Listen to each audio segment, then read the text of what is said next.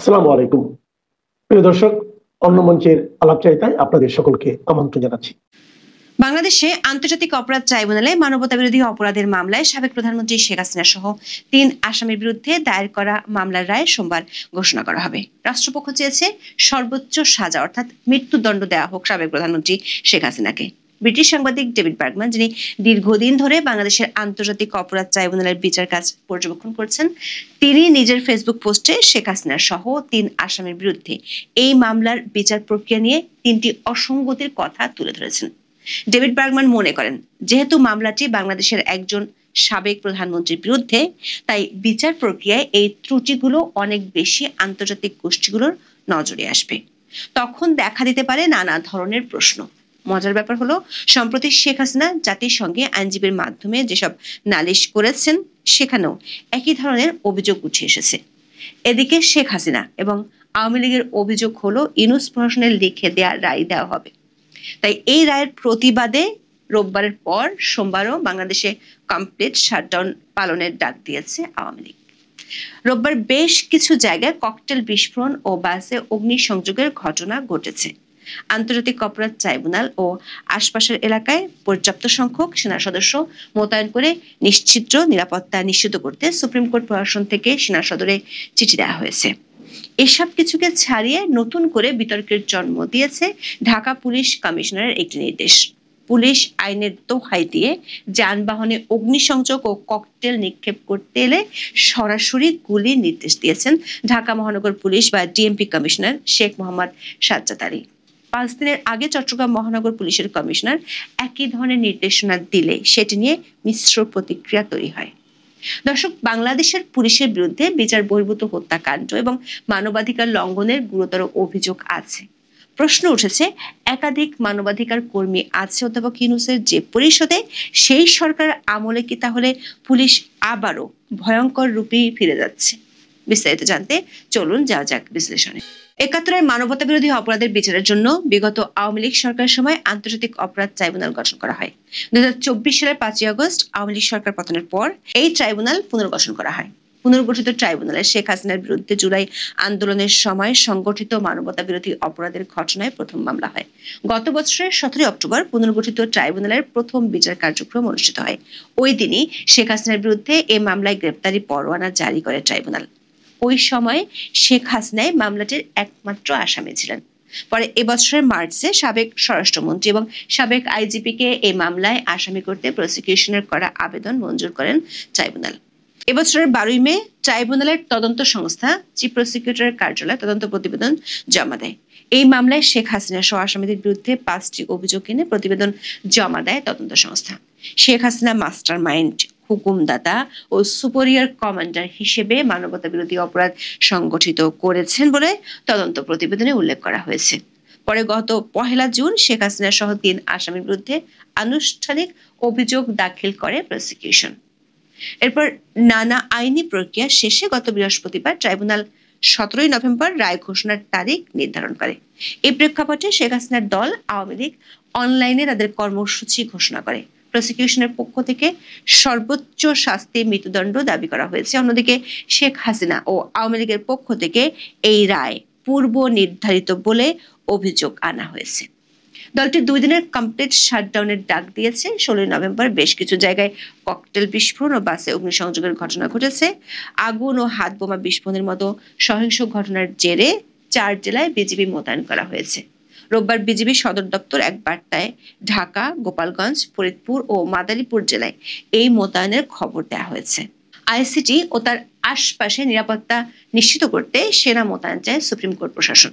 গণমাধ্যমগুলোর খবরে বলা হয়েছে, সেনা মোতায়েনের জন্য ব্যবস্থা নিয়ে সেনা সদরে চিঠি দিয়েছে সুপ্রিম কোর্ট প্রশাসন। এরই মধ্যে ঢাকা মহানগরের পুলিশ কমিশনার একটি নির্দেশ দেওয়ার খবর গণমাধ্যমে ছড়িয়ে পড়লে তা নিয়ে ব্যাপক প্রতিক্রিয়া দেখা দিয়েছে। bdnews24.com এর খবরে বলা হয়েছে, যানবাহনে অগ্নিসংযোগ ও ককটেল নিক্ষেপ করতে এলে গুলির নির্দেশ দিয়েছে ডিএমপি কমিশনার শেখ মোহাম্মদ সাজ্জাদ আলী। রোববার বিকেলে ওয়্যারলেসে কমিশনার এমন নির্দেশনা দেন বলে জানিয়েছেন ডিএমপির অপরাধ বিভাগের একজন উপকমিশনার সহ 3 জন কর্মকর্তা। তবে তারা নাম প্রকাশ করতে চাননি। বিষয়টি বিডি নিউজের কাছে স্বীকার করেছেন ডিএমপি কমিশনার নিজেই। তিনি বলেছেন, ওয়ারলেসে তিনি বলেছেন, কেউ বাসে আগুন দিলে, ককটেল মেরে জীবনহানির চেষ্টা করলে তাকে গুলি করতে। এটা পুলিশের আইনেই বলা আছে। পুলিশের পক্ষ থেকে দণ্ডবিধির 96 ধারার কথা বলা হচ্ছে, যেখানে বলা হয়েছে ব্যক্তিগত প্রতিরক্ষার অধিকার প্রয়োগকালে কৃত কোনো কিছুই অপরাধ নয়। দর্শক, এই একই বক্তব্য জুলাই আন্দোলনের সময় গুলি চালানোর পক্ষে ডিফেন্স হিসেবে তখনকার সরকার ও পুলিশের পক্ষ থেকে তুলে ধরা হয়েছিল। গত সপ্তাহে চট্টগ্রামে কয়েকটি টার্গেট কিলিং এর পর দিশেহারা নগর পুলিশের কমিশনার হাসিব আজিজ অস্ত্রধারী সন্ত্রাসীদের গুলি করে হত্যার নির্দেশ দেন। গত 11 নভেম্বর দুপুরে বেতার বার্তার মাধ্যমে এই নির্দেশনা দেন সিএমপি কমিশনার। এর পরদিন সংবাদ বিজ্ঞপ্তি দিয়ে সিএমপি কমিশনারের এই সিদ্ধান্তে উদ্বেগ জানায় মানবাধিকার সংস্থা আইন ও সালিশ কেন্দ্র। সংস্থাটি বলেছে, দেশের সংবিধান যে কোনো নাগরিকের জীবনের অধিকার এবং আইনের আশ্রয় পাওয়ার নিশ্চয়তা দেয়। সন্দেহভাজন অপরাধীকেও আইনি প্রক্রিয়া ছাড়া হত্যা বা গুলি চালানোর নির্দেশ কোনোভাবেই গ্রহণযোগ্য নয়। এদিকে শেখ হাসিনার বিরুদ্ধে দায়ের হওয়া মামলাটির বিচার প্রক্রিয়া নিয়ে প্রশ্ন তুলেছেন অন্তর্বর্তী সরকারের সমর্থক হিসেবে পরিচিতরা। ব্রিটিশ সাংবাদিক ডেভিড বার্গম্যান বিগত আওয়ামী লীগ আমলে যুদ্ধাপরাধের অভিযোগে চলা মামলাগুলোর বিচার প্রক্রিয়ার কড়া সমালোচক ছিলেন। এমনকি তখন তাকে আদালত শাস্তিও দিয়েছিল। শেখ হাসিনার বিরুদ্ধে রায় ঘোষণার আগে ডেভিড বার্গম্যান নিজের ফেসবুক পোস্টে 3টি গুরুতর প্রশ্ন তুলেছেন। প্রথমটি হলো, শেখ হাসিনা ও সাবেক স্বরাষ্ট্রমন্ত্রীর অনুপস্থিতিতে বিচার নিয়ে তিনি প্রশ্ন তুলেছেন। তিনি বলেছেন, বহির্বিশ্বের কাছে অভিযুক্তদের অনুপস্থিতিতে বিচার করা একটি বিতর্কিত বিষয়। তিনি দাবি করেছেন, বর্তমানে কোনো আন্তর্জাতিক অপরাধ ট্রাইব্যুনাল এ ধরনের বিচারের অনুমতি দেয় না। তিনি লিখেছেন, এই বিষয়টি সরকার ঊর্ধ্বতনরা জানেন। এমনকি বেশ কয়েকজন ব্যক্তি সরকারকে পরামর্শ দিয়েছিলেন যে হয় মামলাটি হেগের আইসিসিতে পাঠানো হোক, কিংবা যদি অনুপস্থিতিতে বিচার করা হয় তাহলে অভিযুক্তদের বিশ্বাসযোগ্য ডিফেন্স নিশ্চিত করার জন্য অনুপস্থিতিতে বিচারের ক্ষেত্রে আইনের বিধানগুলো সংশোধন করা উচিত। ডেভিড বার্গম্যান বলেছেন, অন্তর্বর্তী সরকার আইসিটি আইনের অনেক সংশোধন করলেও অভিযুক্তদের অনুপস্থিতিতে বিচারের বিধানগুলো স্পর্শই করেনি। দর্শক, সাবেক প্রধানমন্ত্রী ও সাবেক স্বরাষ্ট্রমন্ত্রীর অনুপস্থিতিতে আদালত তাদের পক্ষে শুনানির জন্য আইনজীবী নিয়োগ দিয়েছেন। এই আইনজীবী নিয়োগ ও আইনজীবীর কর্মকাণ্ড নিয়ে ডেভিড বার্গম্যান গুরুতর 2টি অভিযোগ বা ত্রুটির কথা তুলে ধরেছেন নিজের পোস্টে। বিষয়টি নিয়ে তিনি গত 3রা আগস্ট লিখেছিলেন। তিনি বলেছেন, ট্রাইব্যুনাল শেখ হাসিনার পক্ষে যে আইনজীবী নিয়োগ দিয়েছেন তিনি কেবল সাবেক প্রধানমন্ত্রীই নন, তার সঙ্গে অভিযুক্ত সাবেক স্বরাষ্ট্রমন্ত্রী আসাদুজ্জামান খান কামালেরও আইনজীবী। আসাদুজ্জামান খান পলাতক। এটি বড় ধরনের সম্ভাব্য স্বার্থের সংঘাতের সমস্যা তৈরি করে, যা তাদের প্রত্যেকের যথাযথ আইনি সুরক্ষা প্রাপ্তিতে বাধা। কারণ বিচারে এই 2 অভিযুক্ত ব্যক্তির স্পষ্টতই একেবারে ভিন্ন স্বার্থ থাকতে পারে। যেমন ধরুন, স্বরাষ্ট্রমন্ত্রী কিছু নির্দিষ্ট কাজের জন্য প্রধানমন্ত্রীর উপর দায় চাপাতে পারেন, অথবা এর উল্টোটাও হতে পারে। ডেভিড বার্গম্যান বলেছেন, প্রত্যেক পলাতক আসামির পক্ষে অবশ্যই আলাদা একজন আইনজীবী থাকা উচিত। তার চেয়েও গুরুতর অভিযোগ হলো, আদালত নিযুক্ত এই আইনজীবী একজন অভিজ্ঞ ফৌজদারি আইনজীবী, কিন্তু আন্তর্জাতিক ফৌজদারি আইনে মামলা লড়ার মতো তার কোনো অভিজ্ঞতা নাই। তৃতীয় অভিযোগটি হলো, বিচার শুরু হওয়ার মাত্র 5 সপ্তাহ আগে ডিফেন্স লয়াররা প্রসিকিউশনের সাক্ষ্যের পুরো অংশ পেয়েছিলেন। ডেভিড বার্গম্যানের বিষয় হলো, শেখ হাসিনার পক্ষে রাষ্ট্র যে আইনজীবী নিয়োগ করেছে তিনি নিজের প্রস্তুতির জন্য অতিরিক্ত কোনো সময় চাননি। বিচারের প্রথম দিনে যখন তাকে জিজ্ঞাসা করা হয়েছিল যে তিনি কেন মুলতবি চাননি, তখন তিনি উত্তর দিয়েছিলেন যে তিনি প্রয়োজনে এটি করবেন। ডেভিড বার্গম্যানের যুক্তি হলো, যে কোনো যোগ্য আইনজীবী এমন পরিস্থিতিতে শুনানি মুলতবি করার জন্য কঠোর চাপ দিতে পারতেন।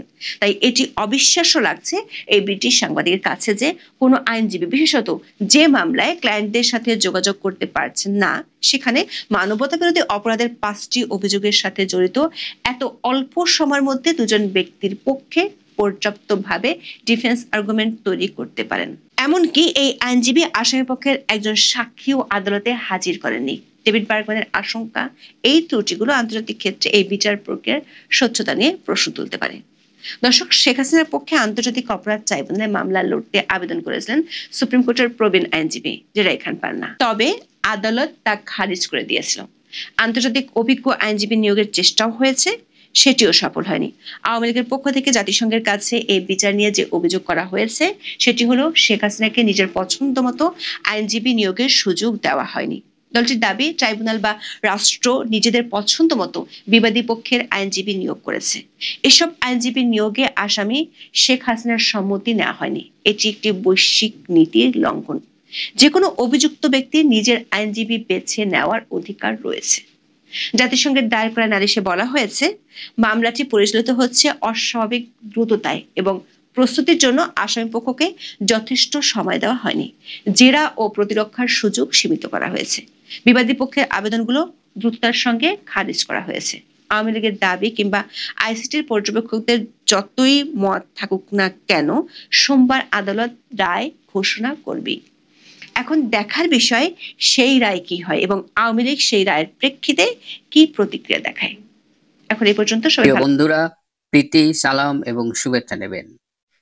বাংলাদেশের জাতীয় নিরাপত্তা উপদেষ্টা ডক্টর খলিলুর রহমান 19 নভেম্বর দিল্লিতে যাওয়ার কথা। 20 নভেম্বর সেখানে কলম্বো সিকিউরিটি কনক্লেভের একটা কনফারেন্স আছে।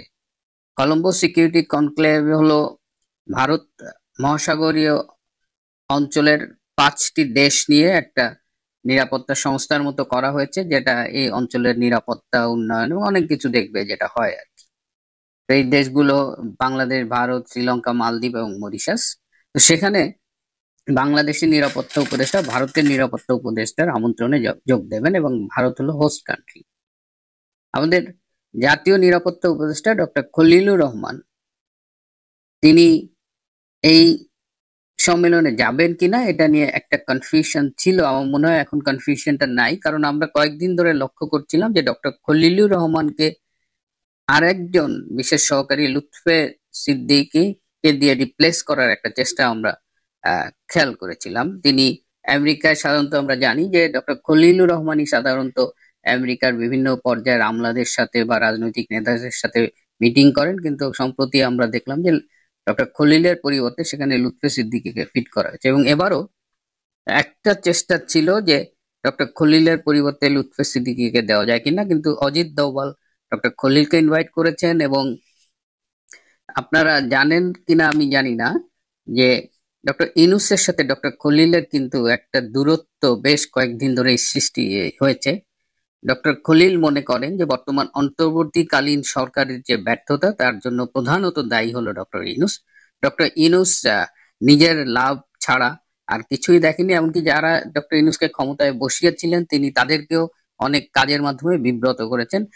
আরো একটা অভিযোগের কারণ রয়েছে ডক্টর ইউনূসের বিরুদ্ধে, যে তিনি এটাকে একটা এনজিওগ্রাম সরকার করেছেন, অর্থাৎ তিনি কিছু প্রবীণ অবসরপ্রাপ্ত ডায়াপার পরা এনজিও ব্যাকগ্রাউন্ডের উপদেষ্টা বসিয়েছেন, যাদের সরকার পরিচালনার কোনো পূর্ব অভিজ্ঞতা ছিল না। সুতরাং তারা একটা লেজে গবরে অবস্থান তৈরি করেছে এবং অনেকগুলো কারণের মধ্যে এই কারণগুলো একটা আর দ্য ফিউ রিজনস যে কারণে ডক্টর ইউনূসের অন্তর্বর্তীকালীন সরকার ভীষণভাবে ব্যর্থ হয়েছে এবং হচ্ছে।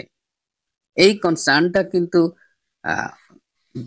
যারা ডক্টর ইউনূসের পেছনে আশীর্বাদের হাত রেখেছিল, তার মাথায় ব্লেসিংস রেখেছিল, তারাও কিন্তু বারবার বলছে। এবং ডক্টর খলিলকে আপনি অপছন্দ করতে পারেন, তার অনেক সমালোচনা আছে, কিন্তু এই ইউনূস সরকারের মধ্যে আপনি যদি কারোর সাথে ডিল করতে চান, আমার মনে হয় যে doctor Khalil is one of the best persons to deal with. তিনি দীর্ঘকাল আমেরিকায় ছিলেন, যে কারণে তার মধ্যে আমেরিকান ডেমোক্রেসির কিছু ভালো জিনিসও আমরা খুঁজে পাই। যে কারণে ভারত কিন্তু ডক্টর ইউনূসের সাথে, যদি ইউনূসের কোনো প্রতিনিধির সাথে কথা বলতে চান, তারা সবসময় ডক্টর খলিলকে প্রেফার করেন, অনেক সময়, সব সময় না। এবং সেই জায়গা থেকে এই যে কলম্বো সিকিউরিটি কনক্লেভের কনফারেন্সে যাচ্ছেন, এটা একদম মানে নিষ্পাপ একটা কনফারেন্স না। ডক্টর খলিলকে এই সময়ে ডেকে নেওয়া হচ্ছে এবং এটার একটা কারণ আছে। সেটা কারণ হলো, ধারণা করা হচ্ছে যে এই কনফারেন্সের ফাঁকে ডক্টর খলিলের সাথে অজিত দোভালের একান্তে একটা বৈঠক হবে এবং সেই বৈঠকে ভারতের পক্ষ থেকে সুস্পষ্ট কিছু বার্তা ডক্টর খলিলের মাধ্যমে ইউনূস সরকারের কাছে পৌঁছে দেওয়া হবে। তার মধ্যে প্রথম হলো যে এই যে বাংলাদেশের মাটি ব্যবহার করে ভারতকে অস্থির করার জন্য যে জঙ্গি কার্যক্রম, ভারতের কাছে ইতিমধ্যে বেশ কিছু প্রমাণ রয়েছে এবং এই প্রমাণের ভিত্তিতে তাদের আলোচনায় অজিত দোভাল ডক্টর খলিলকে খুব ক্লিয়ারলি বলে দেবেন এবং ভারতের উদ্বেগ প্রকাশ করবেন যে বাংলাদেশকে কেন্দ্র করে ভারত বিরোধী যে জঙ্গি তৎপরতা চলছে, এবং এই প্রমাণগুলো ডক্টর খলিলের হাতে তুলে দেবেন বলে আমার ধারণা। এবং সম্প্রতি যে দিল্লিতে গাড়ি বোমা বিস্ফোরিত হলো, যেখানে ধারণা করা হচ্ছে যেখানে বাংলাদেশি কোনো জঙ্গির সংশ্লিষ্টতা থাকতে পারে, যদিও ভারতের পক্ষ থেকে কিন্তু অফিসিয়ালি এ ব্যাপারে কিছু জানা হয়নি। যদি বাংলাদেশিদের সংশ্লিষ্টতা থেকে থাকে এবং ভারত সরকারের কাছে সেই প্রমাণ থেকে থাকে, আমার ধারণা যে এই সম্ভাব্য বৈঠকে ডক্টর খলিলের কাছে এই প্রমাণগুলো তুলে দেওয়া হবে এবং উদ্বেগের পাশাপাশি বাংলাদেশকে বলা হবে যে এগুলো বন্ধ করতে। আরেকটা যেটা আমার কাছে মনে হয়েছে সেটা হলো ভারতের পক্ষ থেকে খুব স্পষ্ট একটা বার্তা দেওয়া হবে যে ডক্টর ইউনূস যেন একটা ইনক্লুসিভ নির্বাচন করেন। ভারতের পক্ষ থেকে সবসময় ইনক্লুসিভ নির্বাচনের কথা বলা হয়েছে এবং ভারত মনে করে যে একটা ইনক্লুসিভ নির্বাচন যেখানে বিএনপি, আওয়ামী লীগ, জামাত, জাতীয় পার্টি সবাই মিলে অংশগ্রহণ করবে এবং সেই নির্বাচনটা ফ্রি এবং ফেয়ার হবে, এবং সেই free, fair, inclusive and participatory ইলেকশনে জনগণ যাকেই ভোট দেবে ভারত তার সাথে কাজ করতে আগ্রহী। এই বার্তাটি আবারও ডক্টর খলিলের মাধ্যমে ইউনূসের কাছে পৌঁছে দেওয়া হবে। কিন্তু আবার যখন ডক্টর খলিল ভারতে যাবেন ততদিনে এই আগামীকাল শেখ হাসিনার বিরুদ্ধে ICT 1 কোর্টের রায় হবে, এবং সেই রায় কি হবে এটা আমরা মোটামুটি সবাই জানি।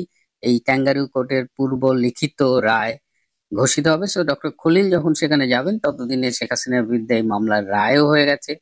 এই রায় নিয়ে ভারতের প্রতিক্রিয়া কি হবে সেটাও হয়তো ডক্টর খলিলকে জানিয়ে দেওয়া হবে, কারণ এই রায়ের মধ্য দিয়ে বাংলাদেশের রাজনীতিতে একটা ব্যাপক পরিবর্তন হবে এবং এই রায়ের মধ্য দিয়ে আওয়ামী লীগ যে আন্দোলনটা শুরু করবে সেই আন্দোলনের প্রভাব কোথায় গিয়ে পড়বে, কোথায় গিয়ে শেষ হবে সেটা নিয়ে পরে আমরা কথা বলবো। আমি কালকে রায়টা দেখি তারপরে। কিন্তু এটা একটা কনসার্ন এবং ভারত নিশ্চয়ই এটা গভীরভাবে অবজার্ভ করবে, পর্যবেক্ষণ করবে, এবং তারা এটি নিয়েও হয়তো জাতীয় নিরাপত্তা উপদেষ্টা ডক্টর খলিলের সাথে কথা বলে। এবং ডক্টর খলিল এই ভারতীয় বার্তা নিয়ে ফিরে এসে ডক্টর ইউনূসের সাথে যখন শেয়ার করবেন, ডক্টর ইউনূস কিভাবে রিয়াক্ট করবে।